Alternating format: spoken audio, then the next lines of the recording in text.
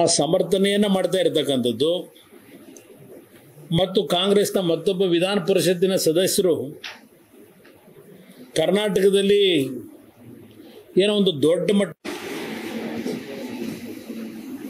ಪ್ರಮುಖ ಪಕ್ಷ ಬಿಜೆಪಿಯ ಪಕ್ಷದ ವತಿಯಿಂದ ನಮ್ಮ ಸ್ನೇಹಿತರುಗಳು ದೊಡ್ಡ ಮಟ್ಟದಲ್ಲಿ ಸರ್ಕಾರದ ಅಧಿಕಾರದ ದುರುಪಯೋಗ, ಕರಸೇವಕರ ಬಗ್ಗೆ ಸುಳ್ಳು ಮೊಕದ್ದಮೆಗಳ ಮುಖಾಂತರ ಹಳೆಯ ಕೇಸ್ಗಳಿದೆ ಅಂತ ಹೇಳಿ ಬಂಧಿಸಿದ್ದೇವೆ ಅಂತಕ್ಕಂಥ ಸಮರ್ಥನೆಗಳೇನಿದೆ, ಮುಖ್ಯಮಂತ್ರಿಗಳು ಗೃಹ ಸಚಿವರು ಆದಿಯಾಗಿ ಆ ಸಮರ್ಥನೆಯನ್ನು ಮಾಡ್ತಾ ಇರತಕ್ಕಂಥದ್ದು ಮತ್ತು ಕಾಂಗ್ರೆಸ್ನ ಮತ್ತೊಬ್ಬ ವಿಧಾನ ಪರಿಷತ್ತಿನ ಸದಸ್ಯರು ಕರ್ನಾಟಕದಲ್ಲಿ ಏನೋ ಒಂದು ದೊಡ್ಡ ಮಟ್ಟದ ಗುಜರಾತ್ನಲ್ಲಿ ನಡೆದಂಥ ಒಂದು ಕರಸೇವಕರ ಮೇಲೆ ಆದಂಥ ಒಂದು ಹಲವಾರು ಹಿಂದಿನ ಪ್ರಕರಣಗಳ ಹಿನ್ನೆಲೆಯಲ್ಲಿ ಇಲ್ಲೂ ಏನೋ ಒಂದು ದೊಡ್ಡ ಮಟ್ಟದ ದೊಂಬಿ ಆಗುತ್ತದೆ ಅಂತಕ್ಕಂಥ ವಿಷಯಗಳನ್ನು ಪ್ರಸ್ತಾಪ ಮಾಡಿರ್ತಕ್ಕಂಥದ್ದು ನೀವೆಲ್ಲ ಪರ ವಿರೋಧವಾಗಿ ಎರಡೂ ಪಕ್ಷಗಳಿಂದ ನಡೀತಾ ಇರತಕ್ಕಂಥದ್ದು ನಾನು ಗಮನಿಸಿದ್ದೇನೆ.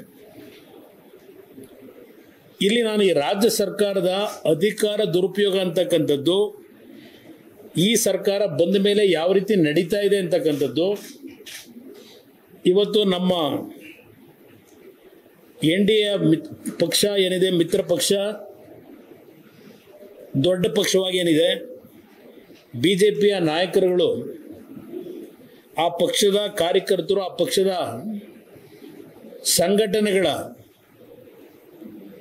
ವ್ಯಕ್ತಿಗಳ ಮೇಲೆ ಏನು ಹಲವಾರು ಹಿಂದಿನ ಕಾರಣಗಳನ್ನು ಕೊಟ್ಟು ದುರುಪಯೋಗ ಪಡಿಸ್ಕೊಳ್ತಾ ಇರತಕ್ಕಂಥ ವಿಷಯದಲ್ಲಿ ಅವರು ಏನು ಪ್ರತಿರೋಧವನ್ನು ಇಡೀ ರಾಜ್ಯದಲ್ಲಿ ಇವತ್ತು ಪ್ರತಿಭಟನೆಗಳು ಪ್ರಾರಂಭ ಆಗಿದೆ. ಒಂದು ಕಡೆ ನಮ್ಮ ದೇಶದಲ್ಲಿ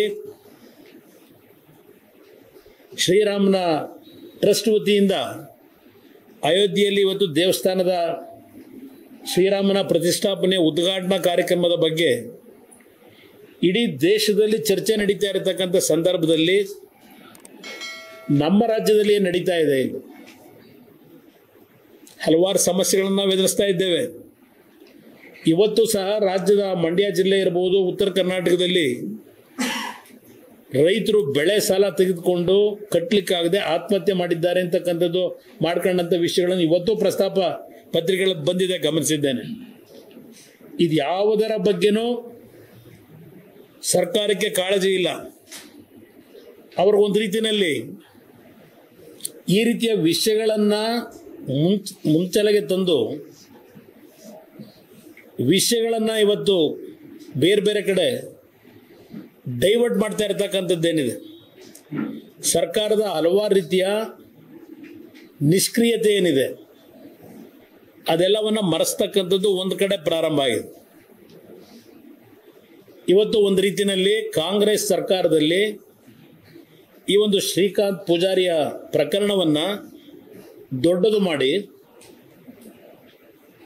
ಹಲವಾರು ಮೊಕದ್ದಮೆಗಳಿದ್ದಂಥವೆಲ್ಲ ಈಗಾಗಲೇ ಖುಲಾಸೆ ಆಗಿರತಕ್ಕಂಥದ್ದು ಮಾಧ್ಯಮದಲ್ಲಿ ನೀವುಗಳೇ ಆ ವ್ಯಕ್ತಿಯ ಹಿನ್ನೆಲೆ ಬಗ್ಗೆ ಪ್ರತಿದಿನದ ನಿಮ್ಮ ಒಂದು ಪ್ರಮುಖ ಸಮಯದಲ್ಲಿ ಪ್ಯಾನೆಲ್ ಡಿಸ್ಕಷನ್ ಮುಖಾಂತರವೂ ಪರ ವಿರೋಧಗಳು ಚರ್ಚೆ ನಡೀತಿರ್ತಕ್ಕಂಥದ್ದು ಗಮನಿಸಿದ್ದೇನೆ.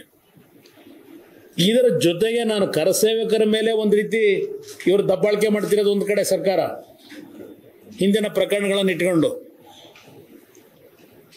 ಇವತ್ತು ದೇವೇಗೌಡರು ಇಲ್ಲೇ ಕೂತಿದ್ದಾರೆ, ಹಿಂದೆ ಈದ್ಗಾ ಮೈದಾನದ ವಿಷಯದಲ್ಲಿ ಅವರು ಮುಖ್ಯಮಂತ್ರಿ ಆಗಿ ಹುಬ್ಬಳ್ಳಿ ನಗರ ಶಾಂತ ರೀತಿಯ ವಾತಾವರಣ ಬರಲಿಕ್ಕೆ ಆಗಿನ ಅವರ ಸರ್ಕಾರದಲ್ಲಿ ಯಾವ ರೀತಿ ರಾಜ್ಯದಲ್ಲಿ ಅಧಿಕಾರ ನಡೆಸಿದ್ದಾರೆ ಅದೆಲ್ಲವನ್ನು ನಾನೀಗ ಪ್ರಸ್ತಾಪ ಮಾಡಲ್ಲ. ಆದರೆ ಈಗಿನ ಕಾಂಗ್ರೆಸ್ ಸರ್ಕಾರ ವಿರೋಧಿಗಳ ಬಗ್ಗೆ ಯಾವ ರೀತಿ ದಬ್ಬಾಳಿಕೆಯ ದಮನದ ರಾಜಕಾರಣ ನಡೀತಿದೆ. ಇತ್ತೀಚೆಗೆ ಹಾಸನ ಜಿಲ್ಲೆಯಲ್ಲೇ ಒಂದು ಪ್ರಕರಣ ನಡೀತು. ಆ ಪ್ರಕರಣದ ವಾಸ್ತವಾಂಶಗಳನ್ನು ಮುಚ್ಚಿಡ್ಲಿಕ್ಕೆ ಪ್ರಯತ್ನ ಪಟ್ಟರು ಸರ್ಕಾರ. ಯಾವ ರೀತಿ ಸರ್ಕಾರದ ದುರುಪಯೋಗಗಳು ನಡೀತಾ ಇದೆ ಅಂತಕ್ಕಂಥದ್ದಕ್ಕೆ ಇನ್ನೊಂದು ಸಾಕ್ಷಿ ನಿಮ್ಮ ಮುಂದೆ ಇಡ್ತಾ ಇದ್ದೇನೆ ಪ್ರಕರಣನ. ಈಗ ನಿಮ್ಮ ಮೈಸೂರಿನ ಲೋಕಸಭಾ ಸದಸ್ಯರೇನಿದ್ದಾರೆ, ಪ್ರತಾಪ್ ಸಿಂಹ ಅವರ ಸಹೋದರ ವಿಕ್ರಮ್ ಸಿಂಹ ಅಂತಕ್ಕಂಥವ್ರು, ಅವರು ಏನೋ ಮರ ಕಡಿದಿರ್ತಕ್ಕಂಥ ವಿಷಯದಲ್ಲಿ ಅವ್ರ ಮೇಲೆ ಮೊಕದ್ದಮೆ ಹೂಡಿ ಜೈಲಿಗೂ ಕಳಿಸ್ತಕ್ಕಂಥ ಕೆಲಸ ಮಾಡಿದ್ರು. ಜೈಲಿಗೆ ಕಳಿಸ್ತಕ್ಕಂಥ ಕೆಲಸ ಮಾಡಿದ್ರು. ಇದರ ಸತ್ಯಾಸತ್ಯತೆ ಏನಿದೆ? ಯಾವ ರೀತಿ ಇವರ ವಿರೋಧಿಗಳನ್ನ, ಕಾಂಗ್ರೆಸ್ ಪಕ್ಷದ ವಿರೋಧಿಗಳೇನಿದ್ದೇವೆ ಅವರ ವಿರುದ್ಧ ಧ್ವನಿ ಎತ್ತಕ್ಕಂಥವ್ರನ್ನ, ಆ ಧ್ವನಿಯನ್ನು ಅಡಗಿಸ್ಲಿಕ್ಕೆ ನೀವು ಯಾವ್ಯಾವ ರೀತಿಯಲ್ಲಿ ಅಧಿಕಾರ ದುರುಪಯೋಗಗಳನ್ನು ಮಾಡ್ತಾ ಇದ್ದೀರಿ ಅಂತಕ್ಕಂಥದ್ದು ಇಲ್ಲಿ ನಾನು ನಿಮ್ಮ ಮುಂದೆ ಇಡ್ತಾ ಇದ್ದೇನೆ. ಕರಸೇವಕರದ್ದು ಒಂದು ಭಾಗ 2-3 ದಿವಸದಿಂದ ಯಾವ ರೀತಿ ದೌರ್ಜನ್ಯ ನಡೆಸ್ಕೊಂಡ್ಬಂದ್ರು ಕಾಂಗ್ರೆಸ್ಸು, ಅದರಿಂದ ಮುಖಭಂಗ ಯಾವ ರೀತಿ ಎದುರಿಸ್ತಾ ಇದ್ದಾರೆ ಸಾರ್ವಜನಿಕವಾಗಿ, ನಾಚಿಕೆಗೇಡಿದು ಈ ಸರ್ಕಾರದ್ದು.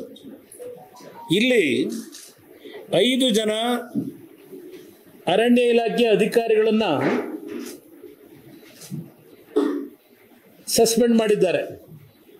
5 ಜನ ಅಧಿಕಾರಿಗಳನ್ನು, DFOನ, ACFನ, DCF, ACF ಮತ್ತು RFO ಇವರೆಲ್ಲರನ್ನ ಒಳಗೊಂಡಂತ 5 ಜನ ಅರಣ್ಯ ಇಲಾಖೆ ಸಿಬ್ಬಂದಿಗಳನ್ನು ಈ ಪ್ರಕರಣದಲ್ಲಿ ಸಸ್ಪೆಂಡ್ ಮಾಡಿದ್ದಾರೆ. ಸಸ್ಪೆಂಡ್ ಆದ ಕಾರಣ ಏನು?